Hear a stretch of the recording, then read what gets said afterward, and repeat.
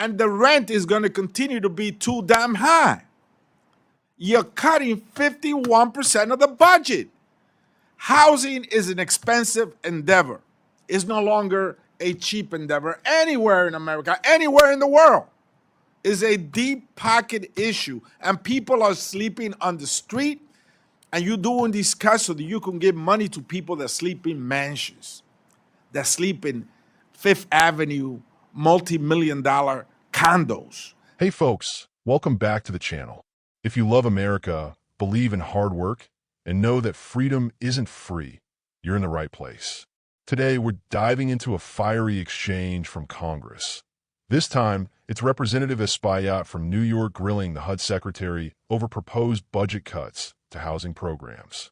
Let's break it down from a common sense, America first, constitutional conservative perspective. Secretary, I want to ask you some basic questions. Do you consider that there is a homelessness crisis in America? Yes, sir. Do you think that there is a housing affordability emergency in America? I do. Mr. Secretary, is the rent too damn high in Washington, D.C.? I believe it's high in a lot of places, sir. So there is a homelessness crisis. There is an affordable housing emergency, and the rent is too damn high in many places across America. And so what does HUD do? What does this administration propose? A 51% cut on basic services for housing. Now, building housing is not a cheap endeavor. It's a deep pocket challenge anywhere in America. It's not cheap to build housing. It costs money. And so you're cutting 51% of the budget while you recognize that there is a homelessness crisis, there's an affordable housing emergency, and the rent is too damn high in America. Now, I represent a district that has probably the biggest concentration of NYCHA apartments. That's the New York City Housing Authority apartments in the city. Now, there's 570,000 people live in the city of New York under NYCHA. Now, you were born in Richardson, Texas. That town has 119,000 people. So NYCHA is 5 times the size of the city that you were born in. And they have a $78 billion deficit, a deep hole for capital needs, boilers, roof work, pointing work, faulty elevators, flooding, mold in the apartments, lead paint in the apartment. These are the conditions in NYCHA, a $78 billion hole for capital needs, and you're cutting the budget 51%. Now, I know that you're familiar. Sir, can I add something? I'll ask you a question in a cool. minute. Thank you. I know that you're familiar with some football terms. You said so in your testimony. So I'm going to just highlight some of the cuts. $27.2 billion, a 40% cut to rental and homeless assistance program. To me, that sounds like roughing the passer. A $2.2 billion or 71% cut to housing construction, supply, and preservation. That sounds to me like past interference. A $3.4 billion or 100% cut to economic development programs. To me, that sounds very much like a delay of game. A $254 million or 100% cut to self-sufficiency and pathways to home ownership programs. That seems that it's a false start. Mr. Secretary, you have engaged in personal foul on the American people. These cuts are severe, and they're going to exacerbate the homeless crisis. They're going to further throw into crisis the affordable housing emergency, and the rent is going to continue to be too damn high. You're cutting 51% of the budget. Housing is an expensive endeavor. It's no longer a cheap endeavor anywhere in America, anywhere in the world.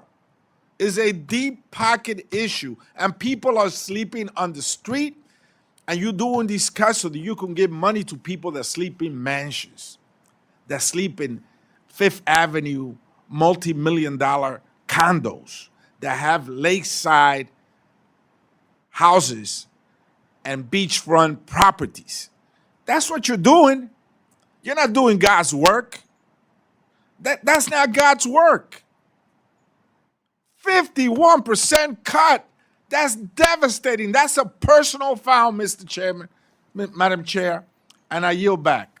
I reclaim my time. The referee may have to call a timeout moving forward. Ma'am, can I answer? Can I answer this? The gentleman has yielded his time. So, Representative Espaillat is up there painting a picture of doom and gloom. He says there's a homelessness crisis, a housing affordability emergency, and the rent is too damn high. He's mad as heck about a proposed 51% cut in HUD's housing budget, using football penalties to make his point. He calls it a personal foul against the American people and claims these cuts are just to benefit the wealthy. He even says it's not God's work. Pretty dramatic. All right, let's pump the brakes and get some perspective here.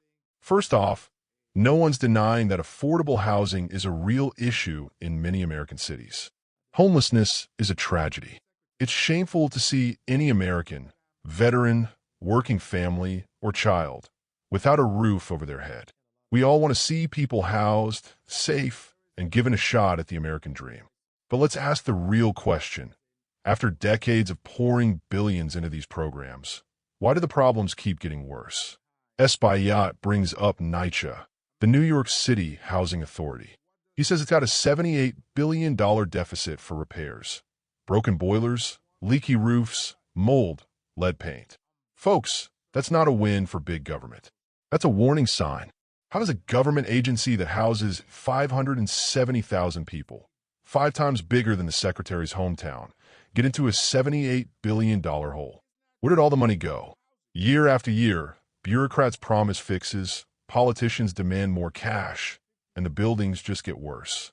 This is what happens when you have bloated, unaccountable government running things. The answer isn't to throw even more money at the problem. It's to demand accountability and efficiency. Now, Espaillat is outraged about 51% cuts in HUD's basic housing services. But let's be real. America is $34 trillion in debt. Every family has to budget. Every business has to tighten its belt. Why should the government be any different? When you hear cuts, remember, that just means the growth is slowing or that programs that aren't working are being reined in. It's not about kicking people onto the street. It's about prioritizing what works, cutting waste, fraud, and abuse. Have you seen the government try to build housing? It's always over budget, behind schedule, and riddled with corruption. Espaillat says these cuts are so the rich can get richer. But let's look at the facts. In cities like New York, who has been running the show for decades, liberal politicians, big government bureaucrats, and special interests. They're the ones who created these failing systems, and then they cry for more money every year. If big government spending solved homelessness, New York and California would be paradise by now. Here's what real patriots believe. The best solutions come from strong families, local charities, churches, and community organizations, not from massive, faceless agencies in Washington, D.C. Give people the tools to lift themselves up, job opportunities, education, and freedom from red tape. Cut the bureaucracy, let private builders compete, and you'll see more affordable housing in no time. Espaillat says these cuts aren't God's work. Folks, as a Christian and a patriot, I believe helping our neighbors is a calling. But charity forced by government isn't charity, it's taxation. Let's encourage real compassion, not just more government control. So, while I respect Representative Espaillat's passion, and I agree that homelessness is a national embarrassment, the answer is not to double down on failed government programs. It's time for accountability, innovation, and a return to American values. Hard work, personal responsibility, and local action. If you want more hard-hitting, common-sense commentary, make sure you hit that subscribe button and ring the bell. Let me know in the comments. Do you think more government spending is the answer to homelessness? Or do we need new solutions? God bless you. God bless our troops. And God bless the United States of America.